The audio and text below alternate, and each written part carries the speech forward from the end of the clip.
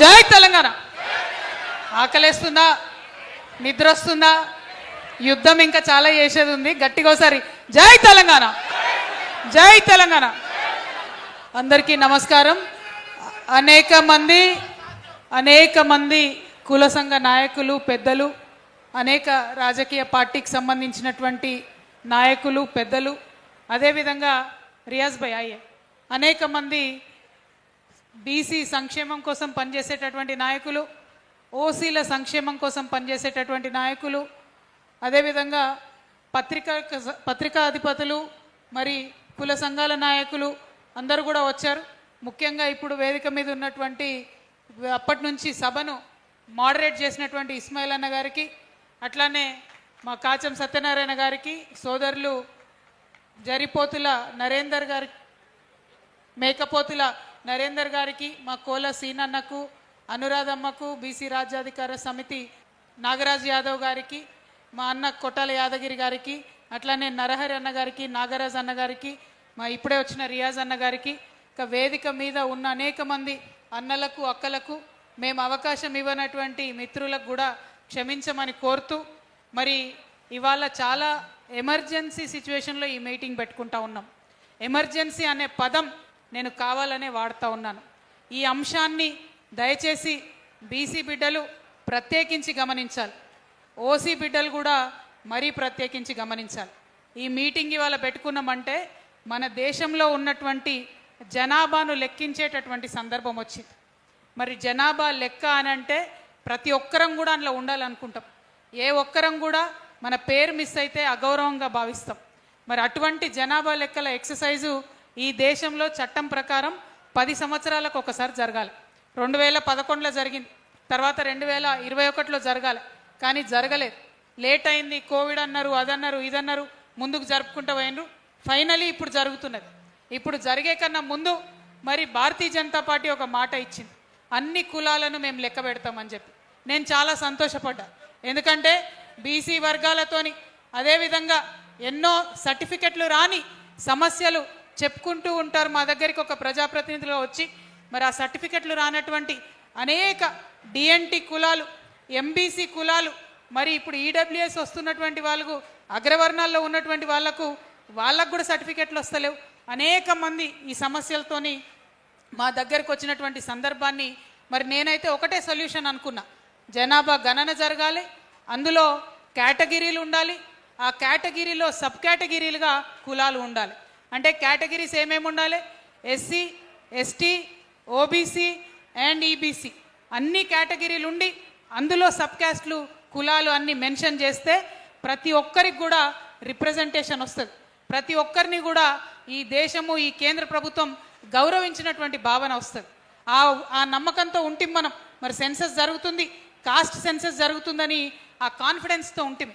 కానీ ఎప్పుడైతే కేంద్ర ప్రభుత్వానికి సంబంధించినటువంటి గెజెట్ వచ్చిందో దాన్ని తెలంగాణ జాగృతి నుండి మేము క్షుణ్ణంగా పరిశీలించడం జరిగింది.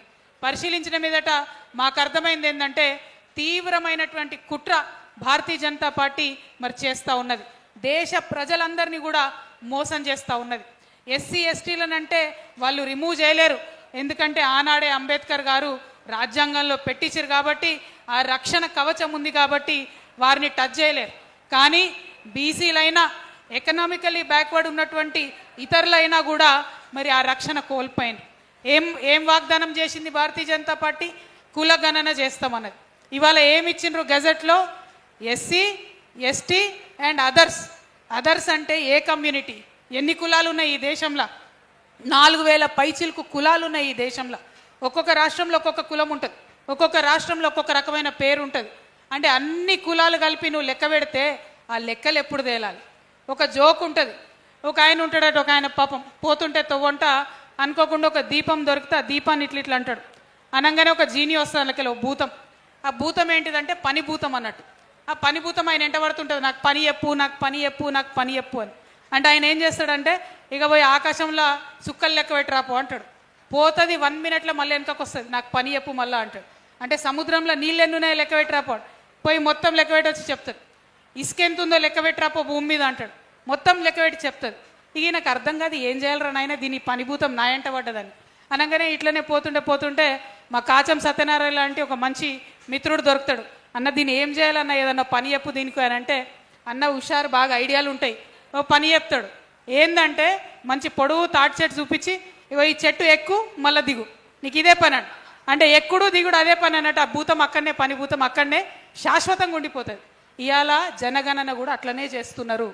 2011లో కాంగ్రెస్ ప్రభుత్వం ఏదైతే తప్పు చేసిందో, ఆనాడు 4500 కోట్లు ఖర్చు పెట్టి కులగణన చేస్తామని ఏదైతే చెప్పినరో, చేయకుండా మోసం చేసిరో, అచ్చంగా అదే పద్ధతిలో ఇవాళ 11,000 కోట్లు ఖర్చు పెట్టి భారతీయ జనతా పార్టీ కూడా అదే పని చేస్తుంది.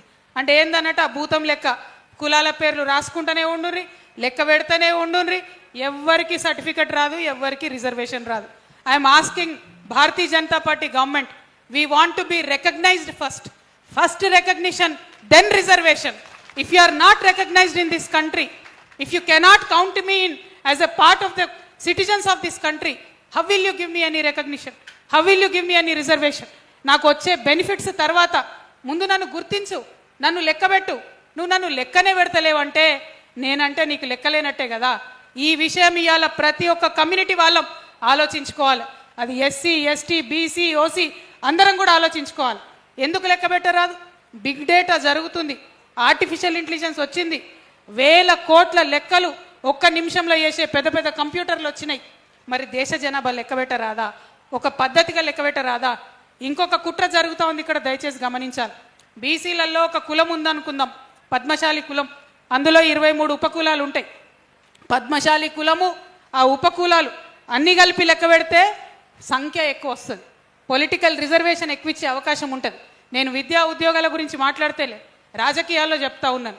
కానీ ఇప్పుడు బీజేపీ పెట్టినటువంటి దాని ప్రకారం కులం అని ఉన్నది అంతే. మనిషికి ఎవరికి ఏదొస్తే ఆ కులం రాసుకుంటారు. పద్మశాలిలో ఉన్న ఉపకులం మొత్తం పేరు రాయగలుగుతారా? ఉపకులం పేరు రాస్తారు. ఆ లెక్క పద్మశాలికి వస్తుందా? యాదవులలో కూడా అదే పరిస్థితి, ముదిరాజులలో కూడా అదే పరిస్థితి, గంగపుత్రులలో కూడా అదే పరిస్థితి, వెల్మలలో కూడా అదే పరిస్థితి, రెడ్లలో కూడా అదే పరిస్థితి, ఎస్సీలో కూడా అదే పరిస్థితి, ఎస్టీలో కూడా అదే పరిస్థితి.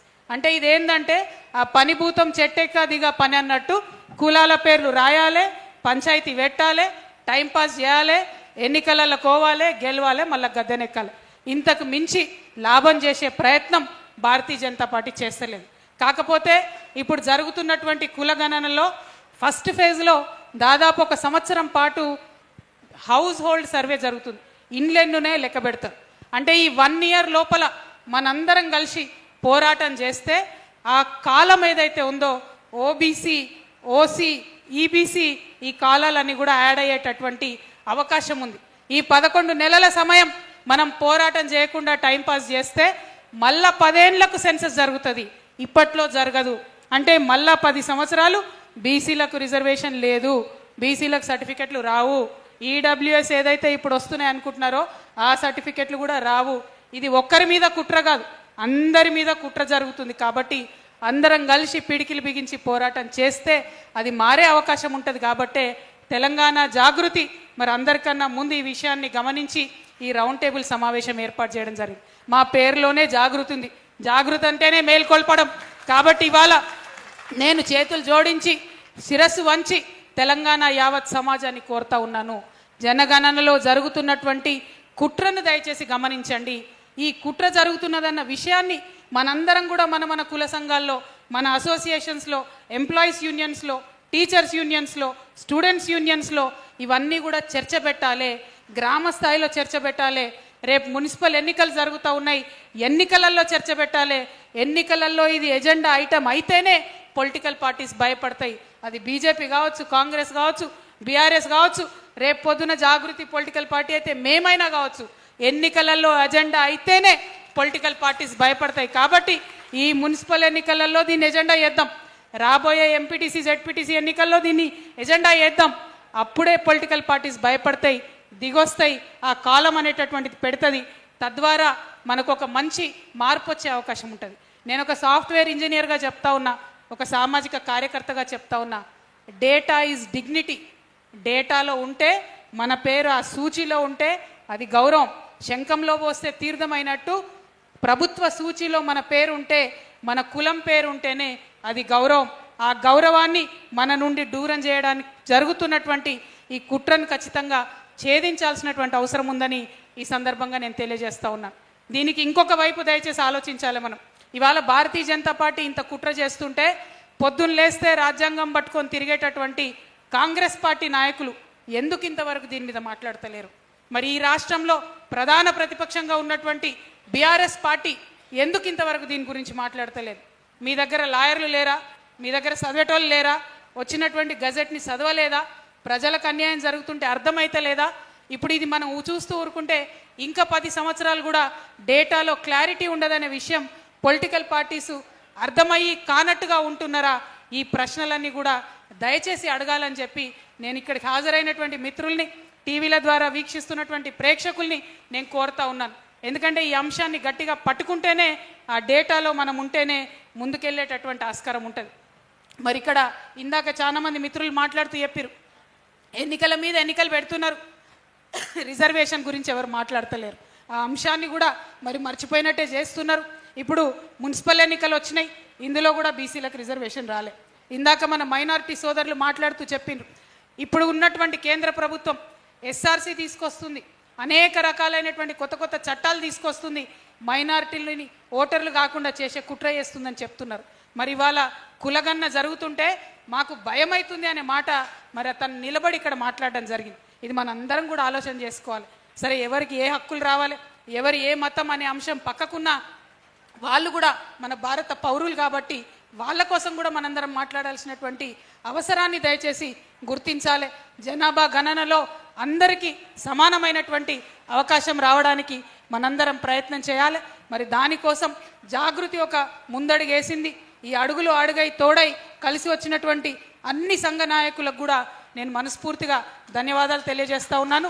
ఈ రౌండ్ టేబుల్ కాన్ఫరెన్స్ ఇంత సక్సెస్ అయిందంటే తప్పకుండా కోల శ్రీనివాస్ అన్న గారు, మా గుంజపడుగు హరిప్రసాద్ అన్న గారు, మా నవీన్ అచారి గారు, నరేష్ గారు, లలిత యాదవ్ గారు, మా మంజులాచారి గారు, మా అదృష్టం ఏంటంటే మా దగ్గర ఉండేటటువంటి నాయకులందరూ కూడా ప్రతి బీసీ సంఘంలో అయితే అధ్యక్షులో ఉన్నారు, ఉపాధ్యక్షులో ఉన్నారు. మన వాళ్ళందరూ కూడా కండువాలు వేసుకొని మాట్లాడుతుంటే మా సంఘ సభ్యులందరూ కూడా నాకు ఎంత గర్వంగా అనిపిస్తుందంటే, మీరు ఒక్కొక్క వ్యక్తులు కాదు, ఒక్కొక్క లక్షలాది సమూహాన్ని రిప్రజెంటేటివ్స్గా మీరు ఇవాళ అందరు ఇక్కడ ఉండడం అన్నది చాలా సంతోషం. మరి జాగృతిలో ఉండేటటువంటి ఈ నాయకత్వం అంతా కూడా మరి కేంద్ర ప్రభుత్వం తన నిర్ణయాన్ని మార్చుకొని బీసీ కాలం పెట్టేంత వరకు కూడా పోరాటం చేయడంలో మడమ తిప్పకుండా పనిచేయాలని చెప్పి జాగృతి నాయకులకు, కార్యకర్తలకు పిలుపునిస్తూ మరి సెలవు తీసుకుంటా ఉన్నాను. Thank you. జై తెలంగాణ, జై జాగృతి.